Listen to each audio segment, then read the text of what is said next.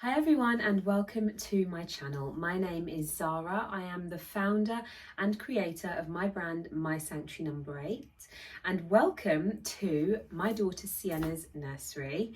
She is 9 months old, and when myself and my partner embarked on the project of creating this nursery, we had one very strong brief in mind, and that was to make it as sustainable, eco-friendly, and probably most importantly, as non-toxic as we could possibly get it.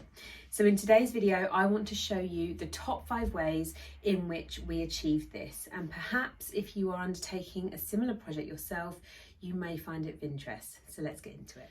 Number 1, we used a completely non-toxic and chemical-free paint brand for all the walls, the mural wall that you can see behind us. Any piece of furniture that we painted, we used the same paint. We used paint brand Grafenstone for this. They produce paints that don't contain any chemicals. They are preservative free, and they also don't contain any VOCs. They don't release any kind of fumes into the air, meaning that they are completely non-toxic. Those fumes that you usually smell once you've painted something from most traditional paints that you'd buy on the high street actually are very, very damaging to your health. This is something that I learnt during the time that we were putting this project together. One thing I will say is that actually a lot of things from a health perspective was a complete learning curve for me, I'll be totally honest. And like I say, one of those things was paint, and really quite how dangerous most traditional paints are. So for me, using a paint that was on the walls, the ceiling, the furniture of our baby's bedroom needed to be completely safe. I didn't want the thought of her sleeping in here and inhaling those toxic fumes that paints will release for a while after they've been painted onto the walls. That was really, really important to me. One thing actually with Grafenstone is that they actually help to purify the air. They absorb CO2 as they're curing, and for I think it's about a month after application. Don't quote me on that, but I'm pretty sure it's about a month after. So it felt like the perfect option for us, and we were really, really happy with how it went, their application, and we love the colours. So if I flip you around to Sienna's mural wall, because this will give you the best idea of the paint, just to show you the colours that we used. The background colour that we used, which we've used on all of the walls, is white linen. Then we used this really beautiful kind of, I guess you could say beige, earthy tone. That's called ashen. It's interesting, when you open the pot, it almost looks white, and I was really confused, but actually when you put it against the white of the white linen, you can really see it stand out, and it's actually one of my favourite colours that we've used. This particular colour is called Vintage. We previously did a project on our bedroom, which we also used Grafenstone for, partly for the same reason, because obviously for the first couple of months of Sienna's life, she was sleeping in our bedroom. So same reasons, we didn't want her breathing in those toxic fumes, and we painted all of our walls bar one in Vintage and had a lot left over. So hence why we used that. And then, so we've got Ashen, Vintage, and then the birds and these little trees there. And there, they are painted in the most beautiful dark green called Ardennes. I'm not entirely sure how you say that, but I love it. It's like the most deepest kind of khaki, muddy green. So those are the 4 colours that we've used in her bedroom, and I am in love with all of them. Number 2, all of the furniture that we have used in Sienna's bedroom is second-hand, and we have either kept it as is, or I have upcycled it. This is what I do with my business, My Sanctuary Number 8. I professionally upcycle pieces of furniture that would otherwise be sent to landfill. And so what better opportunity than to do it in my daughter's nursery as well. As you can see behind me, is her wardrobe. This was, would you believe it, £25 from Facebook Marketplace. It was a really quite ugly dated pine wardrobe. We've upcycled that, again using vintage from Graftonstone. Her cot is secondhand. That was given to us by one of Ben's aunties. Her rocking chair, I'll show you now. Ben found this on the side of the road, quite literally, and I have upcycled that. This is Sienna's bedside table that I upcycled from Facebook Marketplace, and her lampshade, which is also from Marketplace and upcycled by myself. So aside from furniture upcycling and restoration being what I actually do as a business, I learned one really important fact when we were creating this nursery, and that being, when basically what I learned was furniture that is brand new, that isn't solid wood, or furniture that even is solid wood and has been finished with a product that isn't non-toxic, like a specific non-toxic paint or a finish, any furniture like that, so furniture that's produced using MDF or chipboard or anything like that, actually goes through a process post production where it off gases, which might sound a little bit ridiculous, but essentially what that means is products like MDF and chipboard are bound together using very strong glues and adhesives, and those products release a fume, a gas, hence off-gassing, for up to 5 years post-production. And again, like the paint that you would put on the wall, the furniture, you are inhaling those toxic fumes.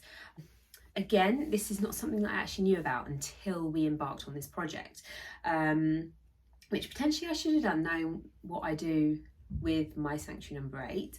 And it's also something that I don't think you'd ordinarily know about, because in my experience anyway, with furniture that is made from stuff like MDF, you're not aware of this off-gassing occurring. To me, there is not really a smell that goes with furniture that's new. I mean, I guess with some things there is, and we often, you often kind of like indulge in the like, oh, that's, that nice new smell. But as I learned, that process of off-gassing is incredibly toxic and incredibly unhealthy, especially for tiny baby lungs who may be breathing it in. So with the furniture that we've used, for example, her wardrobe, this is solid pine wood. That's fine, it's solid wood, and we finished it using a non-toxic paint. Her rocking chair is solid wood. But her bedside table, for example, that is made from MDF, but it's not brand new. It's a second-hand piece of furniture. So chances are all of that process of off-gassing has already occurred. I mean, the amount of incredible things that you can find on Facebook Marketplace, just as an example nowadays, is amazing. And I mean, let's be honest, a bonus of all of this as well is if you're buying straight from somewhere like Facebook Marketplace, you can pick things up for a really good price. So it's a win-win, really. Number 3, we introduced some plants into her bedroom, specifically ferns. With Sienna's nursery, we decided to go down a woodland theme. We felt that the ferns were very in keeping with this. Ferns are natural air purifiers. So again, just helping to purify the air that she would be sleeping in. And the other thing that I liked about ferns was that because they are plants that would live on the ground of a woodland, they don't need much light. So I could basically put them wherever I wanted in her bedroom and know that they would be okay. They would survive quite well. This is our biggest fern here that we have in Sienna's bedroom. Currently he's on the floor, but he does really need to find a new space because Sienna's on the move and this poor fern won't stand a chance. We affectionately called this fern Fernley after Ben's love for a certain celebrity chef. But yeah, we love him. Number 4, we opted for carpet in Sienna's bedroom. One, we felt that it would be it would create slightly more of a cozier feel in the room. Also, it's one point that my brother-in-law made to us actually. Carpet kind of muffles any noises, so when we're kind of creeping in the night to like tuck her in and make sure she's okay, before we go to bed, we're not gonna create all the noises that we might use had we have had a hard floor down. So for this, we went for a carpet that was 100% wool. It's actually this one here. I still have the sample.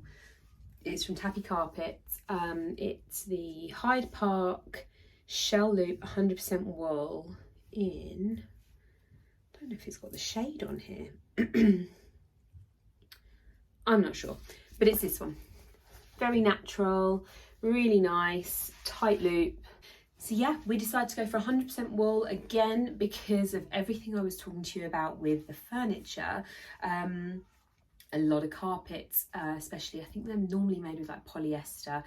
Again, they're just created with really strong chemicals, really strong adhesives, which again go through a process of off-gassing, exactly the same as the furniture.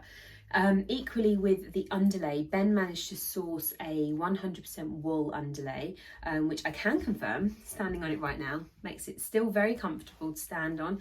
It's still very soft. Again, it just eliminated that kind of like overly manufactured,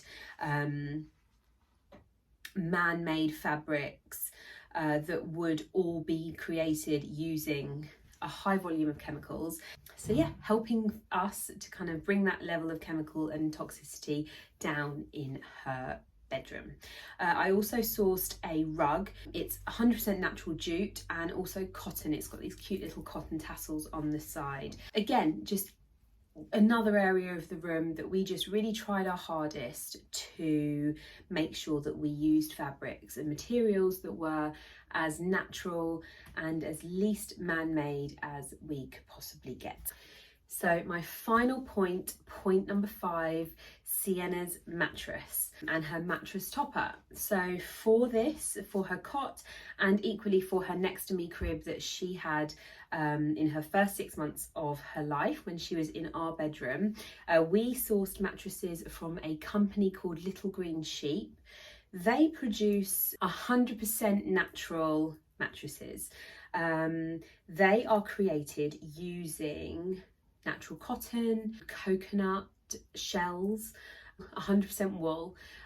One actually really interesting thing that I learned was in the early days, babies are unable to regulate their body temperatures on their own, and the natural wool that's used in these mattresses, it has a quality about it that actually helps babies to regulate their temperature, which I found really, really interesting. That was a great fact that we learned. What we found was with most normal traditional mattresses, they are made using synthetic materials, and most importantly and quite shockingly, they are treated with really, really strong toxic chemicals that make them fire retardant.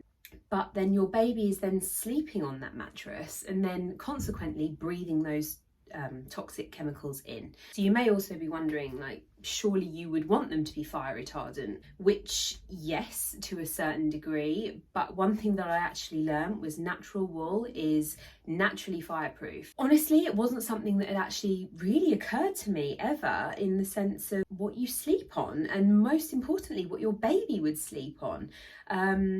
And it was only when we kind of started diving into doing the research for these products that I really, like I say, learnt a lot. Yeah, again, just a really, really big eye-opener that if you are about to create your own nursery, if you already have kids and you're looking to maybe redo their nursery, just really some things to think about that up until when we started doing the research for all of this kind of thing, if I'm honest, I was completely naive to a lot of it.